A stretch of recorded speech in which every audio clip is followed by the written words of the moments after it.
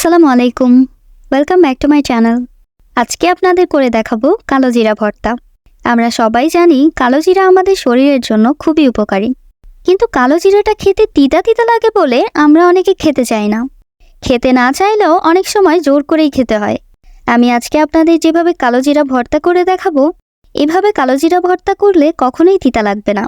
সত্যি কথা বলতে কালোজিরা ভর্তাটা এভাবে করলে খুবই মজার হয়। চলুন তাহলে দেখে নেওয়া যাক কালোজিরা ভর্তা।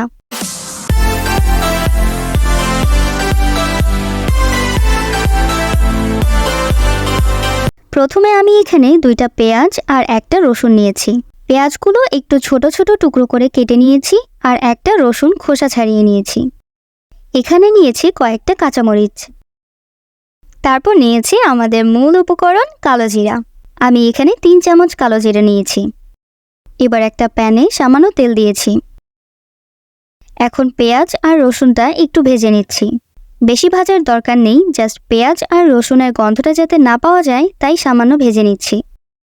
তারপর পেঁয়াজ আর রসুনটা একটা বাটিতে উঠিয়ে রেখেছি। এবার ওই তেলে কালোজিরা ভেজে নিচ্ছি। চুলার আঁচটা কমিয়ে সামান্য একটু ভেজে নিব।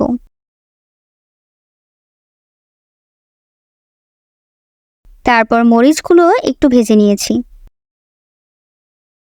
এবার পেঁয়াজ, মরিচ, রসুন আর কালোজিরা একসাথে পাটায় বেটে নিয়েছি। কালোজিরা বেশি দিলে পেঁয়াজ আর রসুনের পরিমাণটা একটু বেশি দিতে হবে।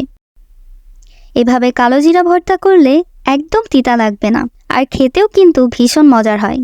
আপনারা এভাবে এই কালোজিরা ভর্তাটা করবেন, আশা করি সবার খুবই ভালো লাগবে। ভিডিওটা ভালো লাগলে একটা লাইক দিয়ে দেবেন আর চ্যানেলটা সাবস্ক্রাইব করবেন। ধন্যবাদ।